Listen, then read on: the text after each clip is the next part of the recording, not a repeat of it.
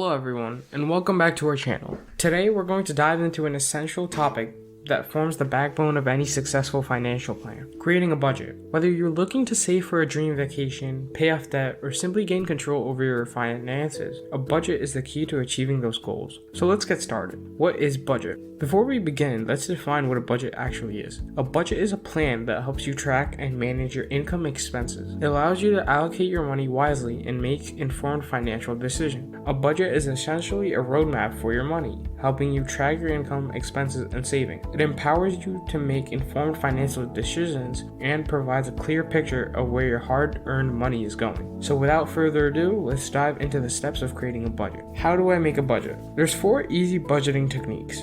Firstly, automate your track. There's no real reason these days to save your receipts in a pile and wade through them later. There are apps for that. A smartphone app or a software program can help you track your budget. These programs often use the same security systems that online banks do. So if you choose a reputable tracker, you should not be concerned with the safety of your information. The programs will not only track your spending, but will help you categorize your purchases, send you alerts when you are nearing your budget limits, and help you set long-term financial goals and keep to them. There are some suggested apps, such as the best overall app is You Need a Budget. There's a free budgeting app called Mint. The best for cash flow is Simplified by Quicken. Best for overspenders is Pocket Guard.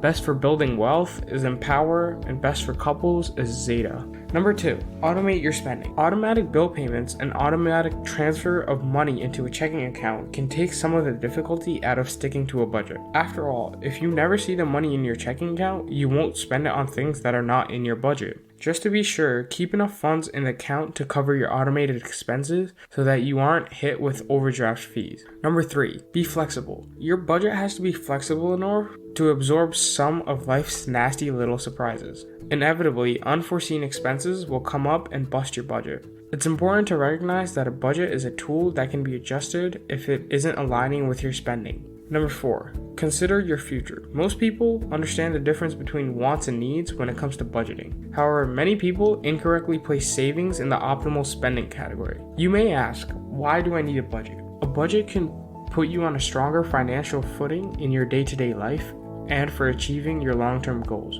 By categorizing and tracking expenses, you may find it easier to pay bills on time, build an emergency fund, and save for major expenses such as a car or a home. There's some major rules to improve your financial. Step 1 is to calculate your income. The first step is to assess your income. Take a close look at all the sources of income you have, including your salary, freelance work, side gigs, or any other additional sources. Calculate your monthly income and note it down. Step 2, track your spending. Now that we know our income, it's time to track our expenses. This step involves analyzing your spending habits over a given period, typically a month. Make a list of all your expenses, such as rent or mortgage, utilities, groceries, transportation, entertainment, and even those small daily purchases like coffee or snacks. Step 3, set realistic goals. Before you start sifting through your information you've tracked, make a list of your short and long-term financial goals. Short-term goals should take around 1 to 3 years to achieve and might include things like setting up an emergency fund or paying down credit card debt. Long-term goals, such as saving for a retirement or your child's education, may take decades to reach. Remember,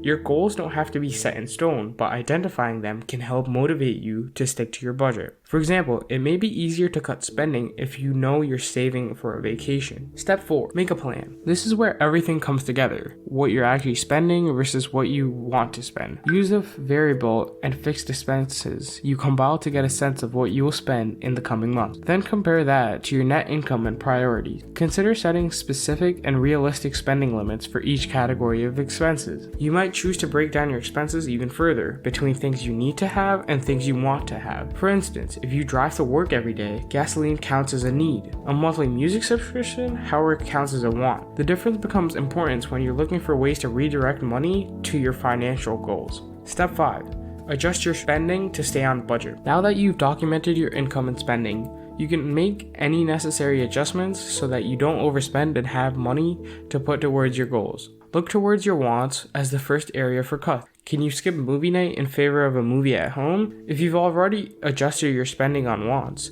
take a closer look at your spending on monthly payments. On close inspection, a need may just be hard to part with. If the numbers still aren't adding up, look at adjusting your fixed expenses. Could you, for instance, save more money by shopping around for a better rate on auto or homeowner's insurance? Such decisions come with big trade-offs, so make sure you carefully weigh your options. Remember, even small savings can add up to a lot of money. You may be surprised at how much extra money you can accumulate by making one minor adjustment at a time. Step 6. Review your budget regularly.